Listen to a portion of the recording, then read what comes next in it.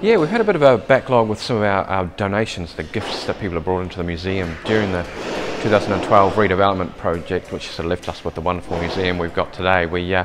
Some of those sort of behind the scenes processes got a little bit left behind. We had to shift the entire collection from one old space into our new collection store, and it's left us with a few what we're calling legacy issues, things that, you know, as we sort of fired into running a new museum and getting all our new exhibitions up and running, some of those things have sort of fallen behind a little bit.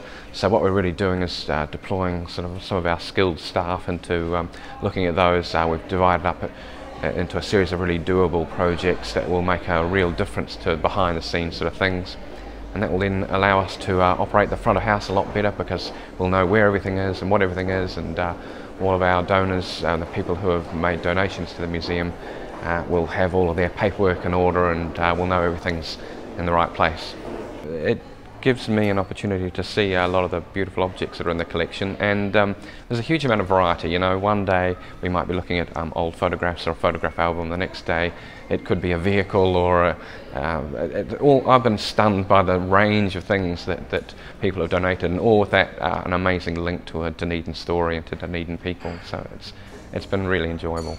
You know, for 100 years now, people have been able to rock up with a bag in their under their arm, dump it on the front desk and say, here you go, we've been clearing out Nana's attic. So we can't really operate under those terms anymore. There's just so much stuff out there.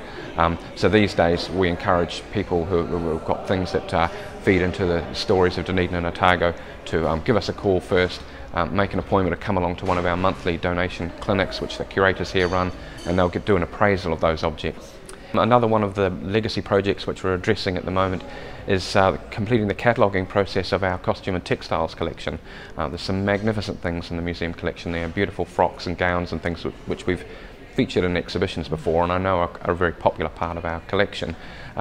Again, a lot of that stuff hasn't really been given the attention it deserves due to resources being deployed elsewhere during the redevelopment and things. And so now we're going through bit by bit and opening up some of those boxes and having a really good look and learning a lot more about what we have in the stores.